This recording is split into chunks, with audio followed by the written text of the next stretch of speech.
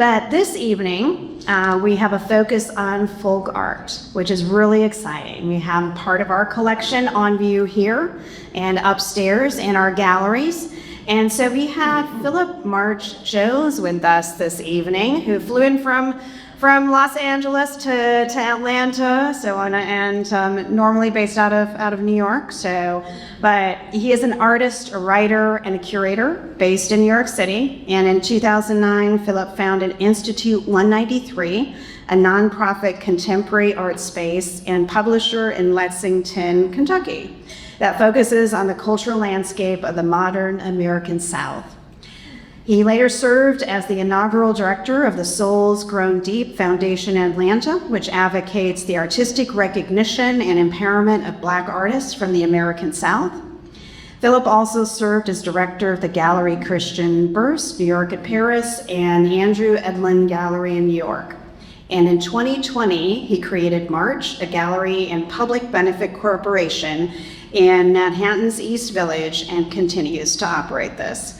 Phillip's writing has been published by the Yargan Society, Vanderbilt University Press, Yale University Press, Dust to Digital, and Poem 88, among others. And so we give a warm welcome to Phillip March Jones, to Roanoke, and to the Tallman Museum of Art.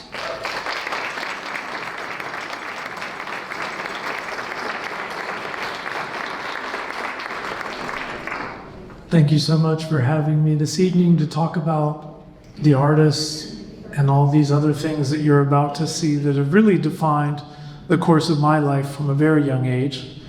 I've decided that we're going to begin with a little bit of a palate cleanser, maybe a benediction, by a poet and friend of mine named Frank X. Walker. And Frank wrote this about the gentleman behind me who I never met, but his name was Charles Williams. And when I was a kid, we would drive by Charles's house, which was on the north side of town, and he had put Batman and Superman and all these things in the trees, rockets that were coming off of the front porch, and all kinds of things which I later came to understand as cultural production of devastating importance. But then I was just kind of interested in what the guy was doing down the street. So when I did a major exhibition on him, I asked Frank X. Walker, who's an Appalachian poet from Eastern Kentucky. He wrote the following, and it's called Star Black. Who else could recognize the potential of Venetian blinds as force fields? Who else had the forethought to equip his front porch with a paint-splattered propeller and a fire extinguisher? Seeing you sitting there, your 70s collar, 2 white flags, almost apologizing for your beret, an artist tool made more revolutionary by your dark shades and goateed face. Your right hand signals you've landed. You've come in peace, though your left hand is hidden from view, possibly holding a paint gun, a paintbrush, or your crotch. You are a black and white photograph, but there is color everywhere. Before they put you in a box, they labeled you an outsider artist, an extraterrestrial on your own planet, sentenced to wander the galaxy of galleries catering to the unschooled, the self-taught, to those who would never fit in. You're way past Hazard now, past Blue Diamond, past every place the Earth's rich black organs are excavated, only to set ablaze, to harness enough energy to move this country backward. You're gone, you're in outer space, you're out of here, you're outed cruising cosmic bars, Mars's new boy toy with an emergency pimp green jumpsuit behind your spaceship door. My, what must you and some Rob be up to now? It's going to be a kind of a wild talk. The working title is a somewhat brief introduction to outsider art, folk art, and self-taught art, why it does not exist, and why it desperately matters. I say that because when I was a kid, I didn't really have access to art in any traditional sense. I had it through books, but I hadn't really seen anything. Make sure this works. Hadn't really seen anything in any kind of traditional setting. So I'd heard about this guy called Howard Finster when I was about 15 years old. And Howard, as it turns out, I was raised in the church, and Howard was a retired Baptist minister who wanted to recreate, as he referred to it, the Garden of Eden on Earth's planet. So here you are. It started off and it was called the Plant Farm Museum, but over time he thought it was better for marketing to call it the Paradise Garden. And so here we are. I found this Super 8 footage taken in the 70s by a gentleman that had traveled there. And you can imagine as a 15-year-old having my mind totally blown by this guy who had ex-presidents and biblical passages and UFOs and every other kind of thing you could imagine, but who was also extremely earnest and kind. And I was interested in art, had no kind of way into it, and I just asked him, well, what do I do? I'm a young man, I live in Kentucky, and I don't really know how you do these things. And he said, well, you got to get you something that people like, and then you do it over and over again. As it turns out, he was really good at that. He made over 46,000 artworks during the course of his life, and they're in every museum you can name, including the Taubman Museum of Art. So this, unexpectedly, is in the collection of the University of North Dakota, which has all of this great footage, which you can go and view at your leisure. It's sort of impossible to imagine how famous Howard Finster was at the time. We think about it now. I mean, can you imagine an artist being on Jimmy Kimmel, doing things for Coca-Cola, major rock and roll groups, all at the same time, while living and working as an artist? But that was what he was able to do, all while maintaining this garden. He used to say that I worked in the garden by day and I painted at night, which doesn't leave a lot of time for much else.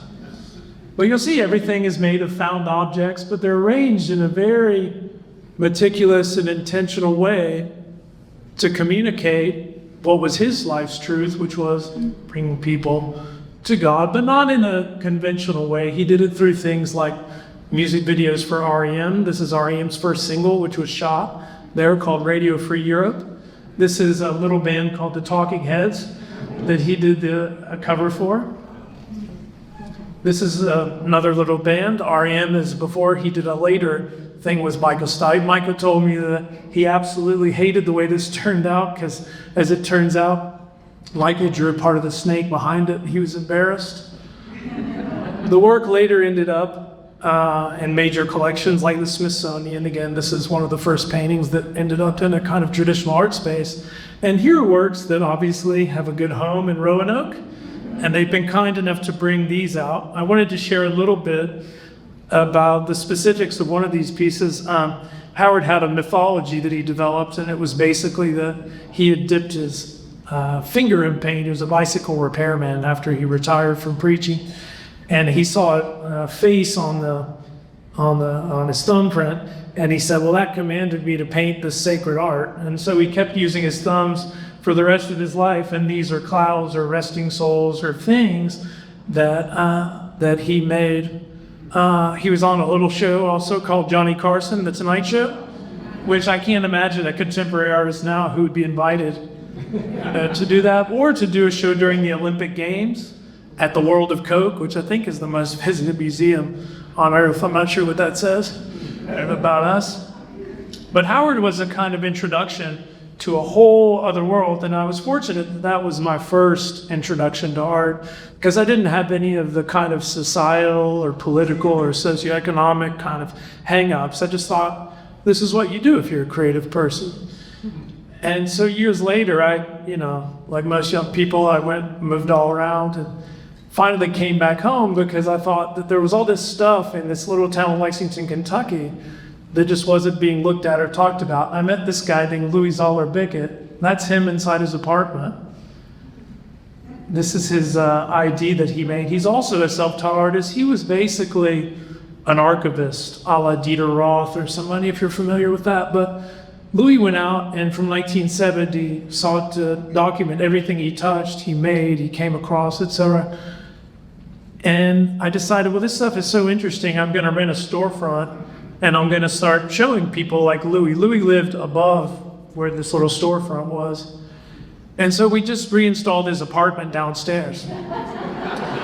And Louis worked at the restaurant down the street, which was called A La Lucy at the time. And they literally closed the restaurant. Everybody came down. Half the people thought it was an antique shop. And the others understood that this was one man's life work, which we later published in a book called The Inventory of the Studio and Archive Production. It's about that thick, and you can find it kind of around. But Louis had never really had shows. He'd never really been considered or thought of as anything but, the waiter who makes these things and does these things. When in fact, what he was doing was really, really sophisticated. So I pitched it to a gallery in New York some years later. We reinstalled it there.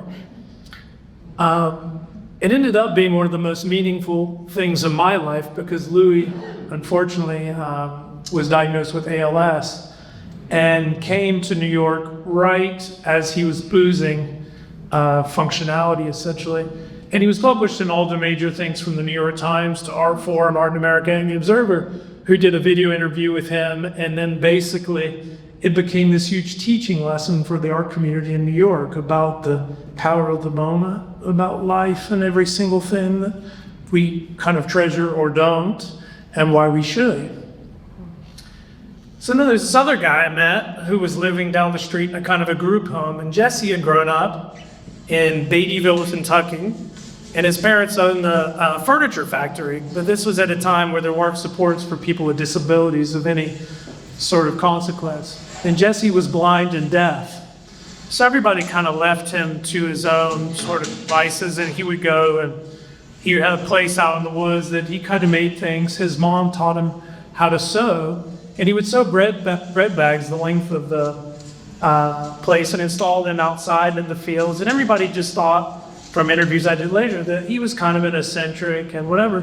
Well, as it turns out, he was just making navigational devices.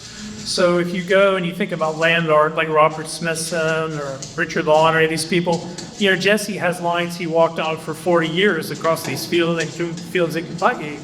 And later, when he had to move from the farm into this kind of group home, he started doing the same thing, but he would make these sheets of things people would bring in, all them around the house, and then he would go like this and point and talk, and then it became very clear that what he was doing, he considered to be art, even though he had no traditional way to communicate. He went through Alton Keller School when he was, I think, 55 or 56 years old.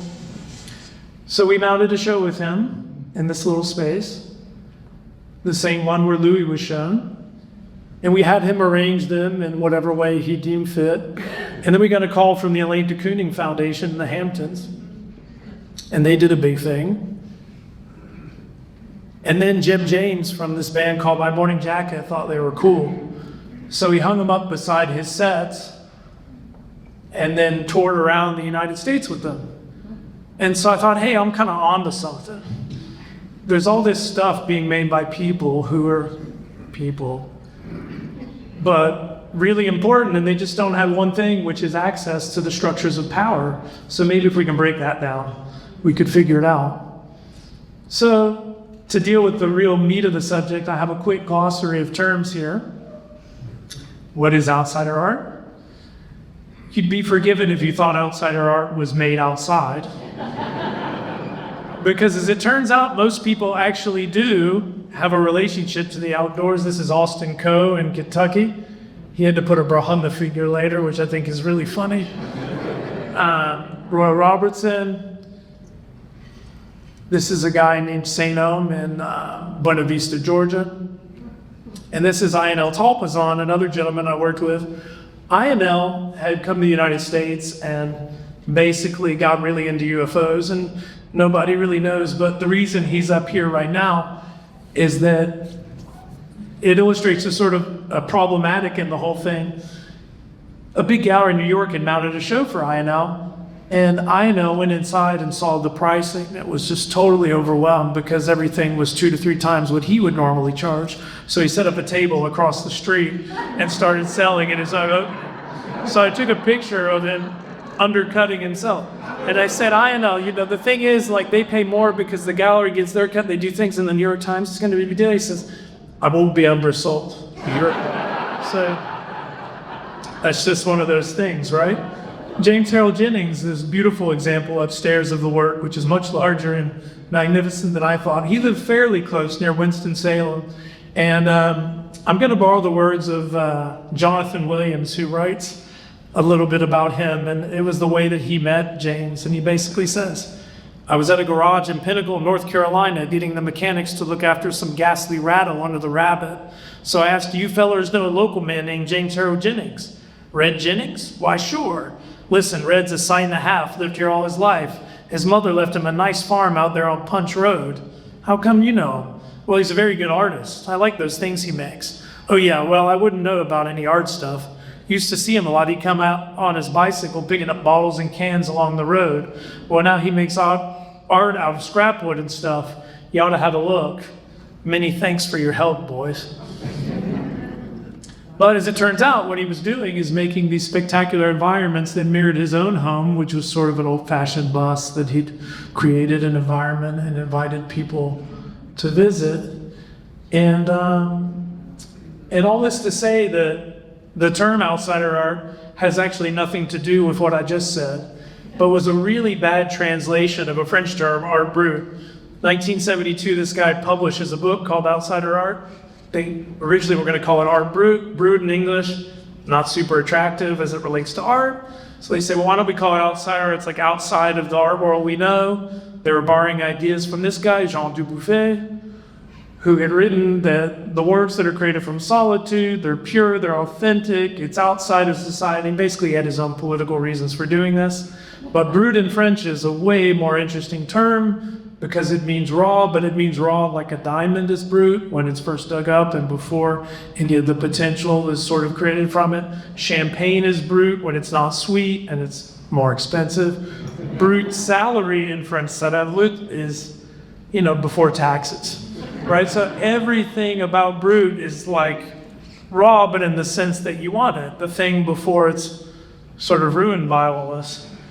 And he was mainly interested, of course, in the asylums because he had this other agenda, again, about the French art world and things like that. People like Adolphe Wolfli and people like Alois Gorbaz, people like Carlo Zanelli. And this is my favorite quote about outsider art that my friend Alvia Warla said. And, that's the real question that we're dealing with. The other question, what is folk art? Well, this is according to the Oxford Dictionary, but my good friend, the late Thornton Dial Sr., when asked by the New York Times how he felt about being referred to as a folk artist, he said, well, all artists are folks. And if you could have seen Michael Kimmelman's face, like, what do you say? You turn and say, okay, well. And what he said more eloquently, Mr. Dial didn't have much of an education and knew so mostly he would have Lonnie Hawley, his friend, kind of speak for him because he was insecure about his level of vocabulary. I mean, he'd been working since he was 5 years old, but he made this really great piece that's called We All Have to Live Under the Raggedy Old Flag. And what this is, there's a black and a white person who are hidden in this mattress of springs and other material, and the entire thing is painted, obviously, in the style of the American flag. But this is about our collective fate and about how we have to work, live, be born, and die together, right? We're all in the same bed. And I think that's kind of the overarching idea of this talk, right? Really quickly, what is self-taught art? What school did Picasso go to? Cubism is self-taught art, for example, which is true actually across art history. I mean, all the great artists were self-taught. It's just true. Another great self-taught artist who they have one of the best examples I've ever seen upstairs. Georgia Blizzard, also a very convincing name. I'm going to borrow again from Jonathan because he describes her in a very eloquent way. I never met her. But Georgia's part Apache, part Irish, and part William Blake. I still don't know how her great-grandfather, the Apache Indian, happened to make it from Arizona to Smith County, Virginia. She was born on May 17th in Saltville in Poor Valley, but her family moved to Plum Creek when she was a young child. She and Maid played along the creek and were fascinated by the little chimneys that the crawdads built with clay from the stream bottom. They made their own dolls and dishes and animals and other toys. They were too poor to have store-bought things. Later on, she learned to dig clay out of the banks of the stream and the interior of a nearby limestone cave. All this to say you should spend time with all these wonderful things, particularly the Blizzards, because she was doing things that really transcended art. She was making things that were about individual lives, their events, or things to help people, to cure people, to aid people. But they resemble like Colima dogs from Mexico. They look like pre-Columbian pottery. They look like any kind of other world treasures. How are you doing? You got like 10 more minutes? Don't yank me off. This is a thing I saw that really sort of like exploded my brain. This is not a living thing. This is a flower arrangement. And it's a flower arrangement by a woman named Dinah Young, who I later became friends with because, as it turns out, she liked bourbon as much as I do. And I was working at the Rural Studio. I saw something similar to this. This is an older photo, but I saw this and through a friend of a friend found out there was this woman that lived off a road, off a highway. It's Baby Street near Greensboro, Alabama. What Dinah was doing, which I learned had been documented previously that I didn't know at the time. This is when I was out looking for artists in the South. She was basically doing things that land artists had done and written about and photographed, etc. But she was doing it out of the cultural impulse and for her own edification, because Baby Street's a dead end and there's nothing else to see over there. And can you guys guess what kind of grave this might be, or what kind of thing might be buried under there? Well, look at it. What does it look like? Any animals have shells like that? I'll help you out. It's an armadillo. But, so I saw something like that. I said, well, and armadillos, I should say, are getting hit.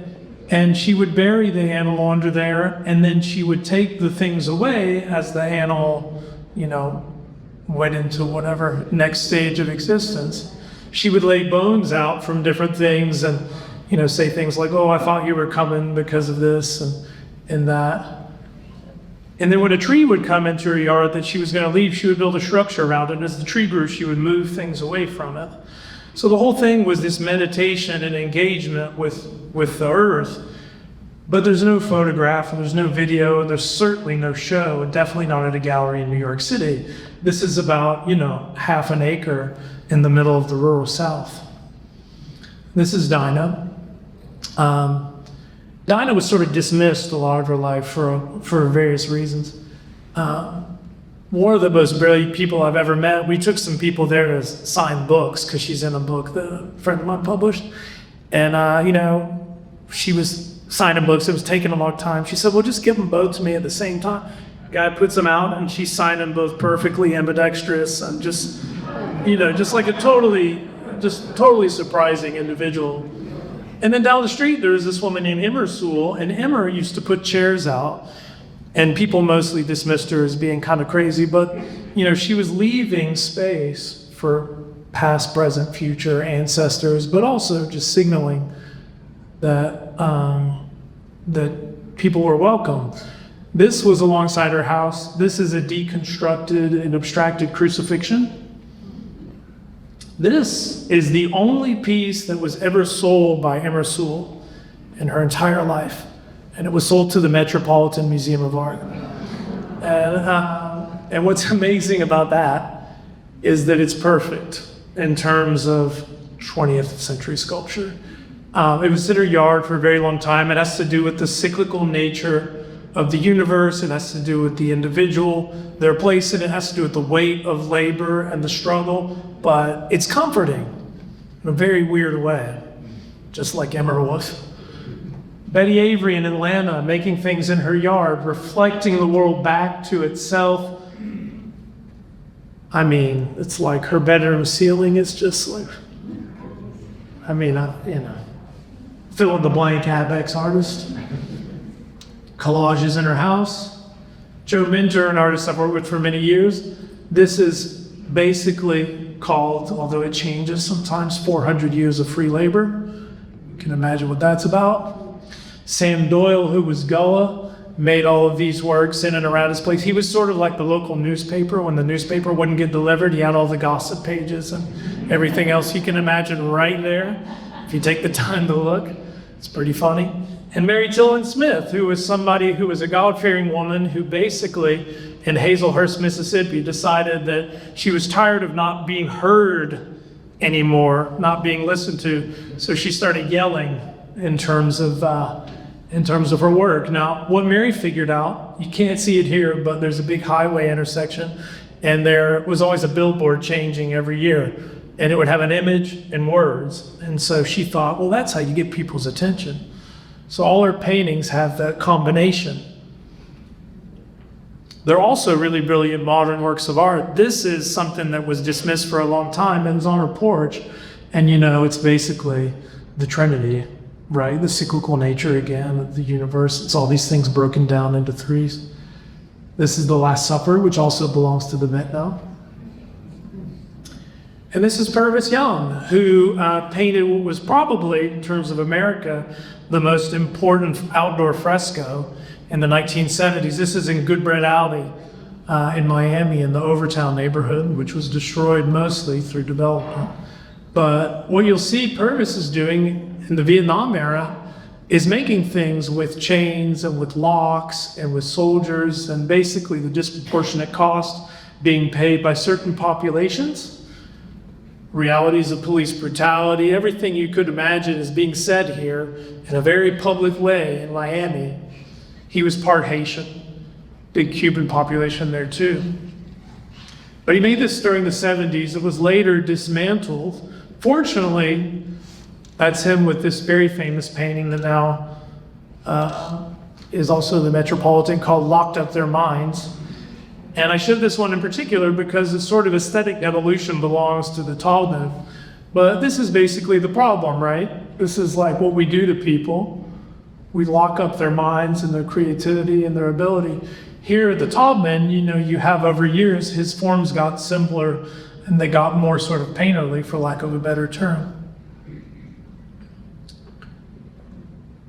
But I think he looks pretty good compared to Turner and all these other kind of people. Ralph Griffin, another gentleman who lived in Georgia, he lived near a creek, and he would go find. He worked the midnight shift. Actually, his first sculpture was called Midnight. He worked at the midnight shift. There were animals and figures and things that he would kind of suss out of the creek. This is sort of terrifying. This is a sculpture called Southpaw that's at the Smithsonian. Southpaw, of course, those are the dangerous pictures, right? The left-handed pictures, and you can't ever see what they have behind their back, and that's a larger metaphor, of course, for life. Felix the cat, he's also a little bit of a pop artist. Noah's Ark, very elegant, sort of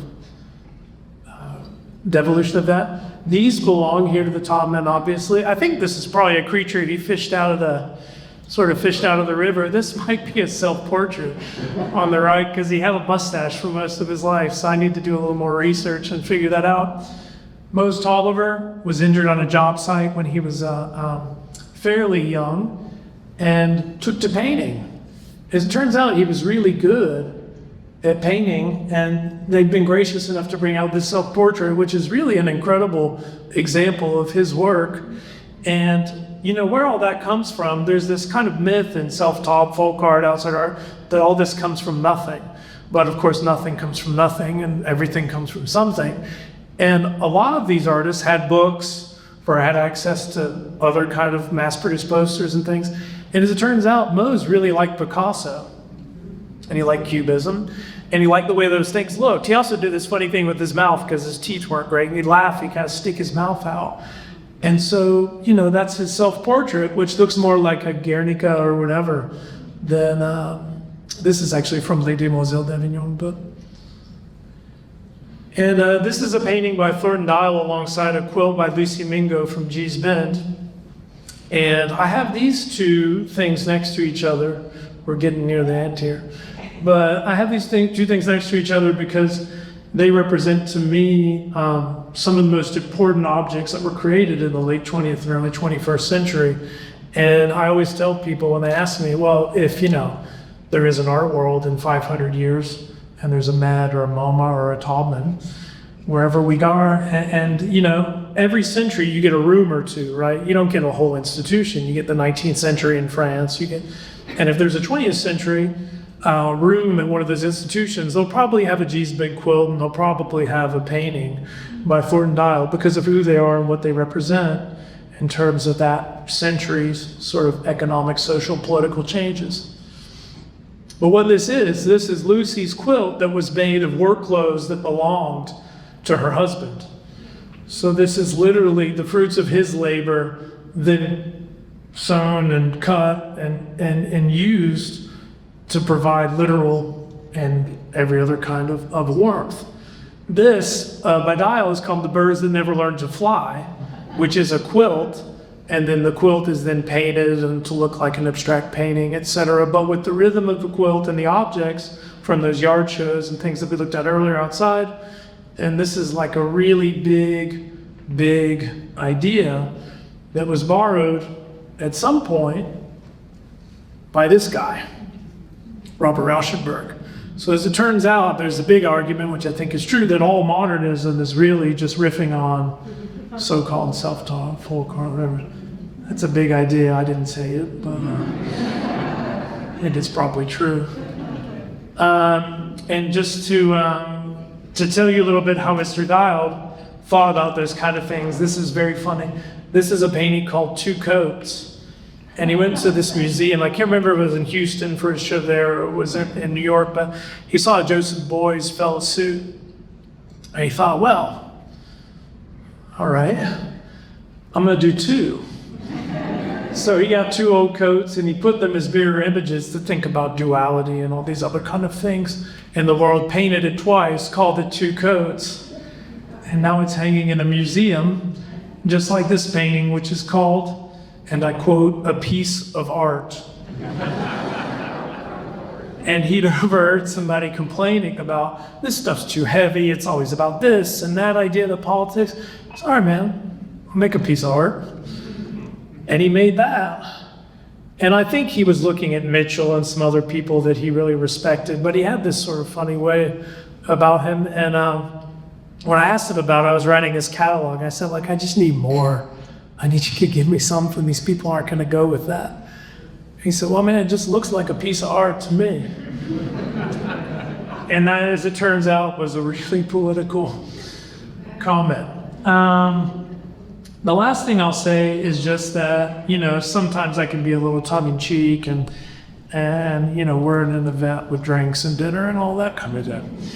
But, I have made it my life's work to help people consider the fact that the only thing that unites all these individuals that I spoke about and lots of other people is their lack of access to the structures of power.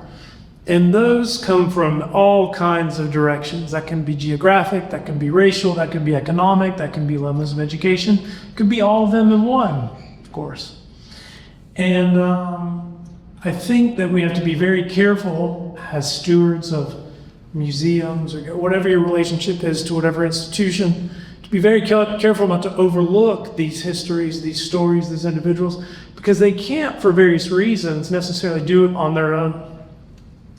And that's a really big responsibility because there's a very fine line in the way that we do that. But I would encourage you to keep your eyes open.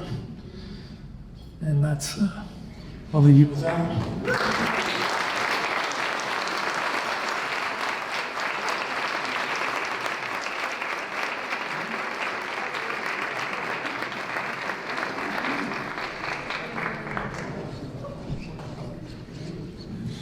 Thank you so much, Philip. If you have any questions, I know that Philip would be happy to answer them. And Lauren, I can run mic to you. Anybody? No questions? Thank you so much, Eric.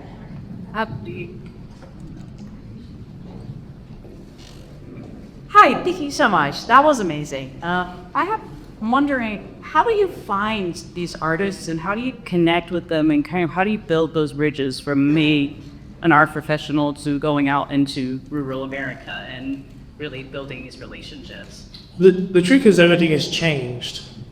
The way that those things happen because, Institute 93 is over 20 years old and just the landscapes of social media, so everything's different.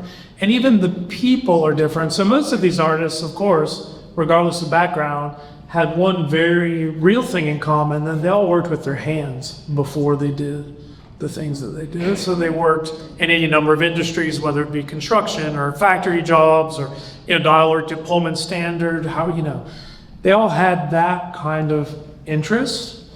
And so it was a natural extension of the work that they'd done. Now I think it's trickier because also the world has gotten much smaller in that way. But I would say being open to it, I mean, I didn't know anything when I mean, most 20-year-olds don't, but like I literally knew nothing. This is like amazing. The level of ignorance about the world. And, you know, meeting Louis and then him telling me all these things and then meeting people like Howard as a kid. I didn't actually tell you guys, it's really funny. I was going to jokingly tell you why I was uniquely qualified to give this talk. A friend of mine asked me for another thing, you know, how old I was. And so I said, why don't you just Google it, you know, just, and they said, well, I did, and they sent it to me, and it says, an exact birth date and age for the artist, writer, and curator Phillip Martinez are not publicly documented in standard biographical sources, though he was an aspiring high school artist around the time he visited Howard Fenster in 1995. So, like, I'm deep in it.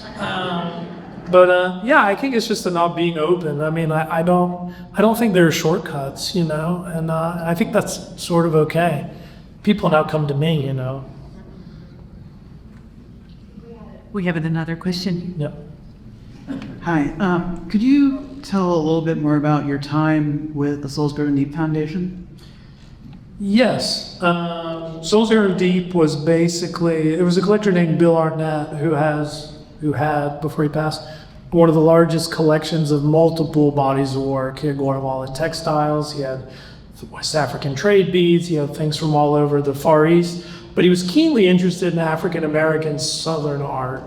And he was interested in that because basically the music that had defined his generation was, in Columbus, Georgia, was jazz, was blues, later rock and roll, etc. And he understood that, you know, there was no way that the people who did that didn't also like make art. Like it just didn't make sense because he'd studied all the world cultures and realized we have great art, you have great music, we have great music, you have great architecture, and you have dance. And culture doesn't exist like, there's not one culture that just does one thing.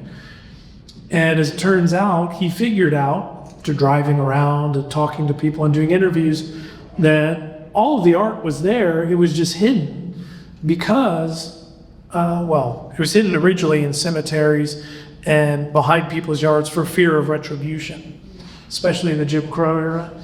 And then later, it was kind of hidden because of a lack of collective sense of purpose and then something happened, of course, which was, at least his theory, which I subscribe to, and we've written about, the death of Martin Luther King, I think, gave people across the region this sort of feeling not only of the right, but the responsibility and the need to express themselves publicly in a way they'd always done so privately.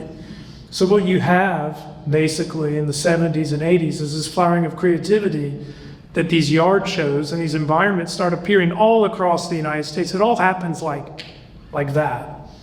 So whether or not the death or the assassination of King is the impetus for that is sort of unclear, but there was a collective sense of need for that kind of public expression.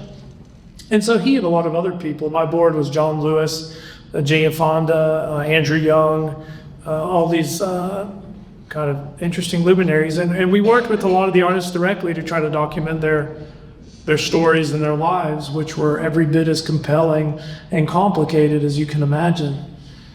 That's a whole nother lecture now. That's all. And complicated. Thank you.